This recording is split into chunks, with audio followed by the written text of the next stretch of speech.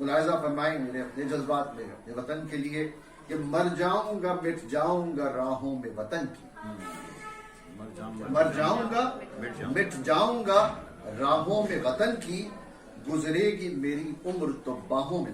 مر جاؤں گا مٹ جاؤں گا راہوں میں وطن کی، گزرے گی میری عمر تو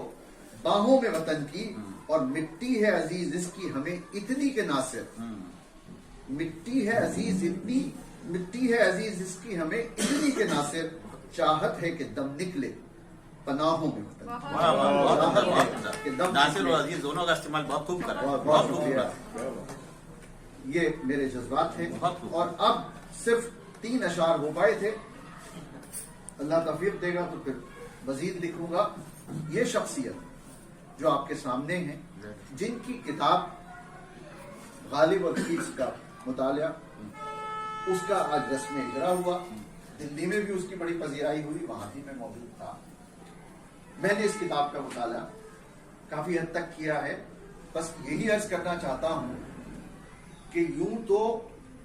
مطالعے بہت ہوتے ہیں، لیکن یہ جو تجزیاتی مطالعہ ہوتا ہے، یہ جو 2 شاعروں کے بیچ کا مطالعہ ہوتا ہے، یہ بہت ہی کٹھن کا ریئلٹی ہے۔ اس لیے بھی ہے کہ جب آپ کسی ایک شاعر کا مطالعہ کرتے ہیں تو کسی ایک زبان کے شاعر کو آپ نے پڑھا اور اس کے بارے میں لکھ دیا، لیکن 2 الگ زبانوں کے شعراء کا مطالعہ اور مقابلہ، اور ظاہر ہے ان میں 2 زبانوں کا جاننا بھی لازمی ہے، اور پھر اس کے ساتھ ان دونوں کے تمام اجزاء کو کشید کرنا، اور پھر اس کو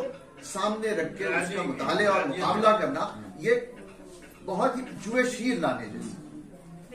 چیز ہے۔ میں اس کے لیے بے پناہ مبارکباد پیش کرتا ہوں، اور یقیناً چونکہ آپ نے انگریزی میں پڑھایا ہے، اردو بھی پڑھی لکھی ہے، لہذا اس کتاب کو جب آپ پڑھیں گے تو آپ کو معلوم ہوگا کہ یہ بہت ہی کراماتی کتاب ہے، کیونکہ اس طرح کے مطالعات جو ہے وہ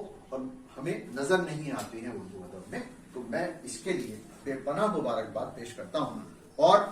ان کی شخصیت کے حوالے سے 3 اشعار جو فی البدیہہ ہو گئے وہ میں آپ کی خدمت میں پیش کر رہا ہوں، اور وہ یوں عرض کیا ہے کہ آپ کو معلوم ہے کیا ہے جناب زید حسن، آپ کو معلوم ہے کیا ہے جناب زید حسن، گھپ اندھیرے میں اجالا ہے جناب زید حسن۔ آپ کو معلوم ہے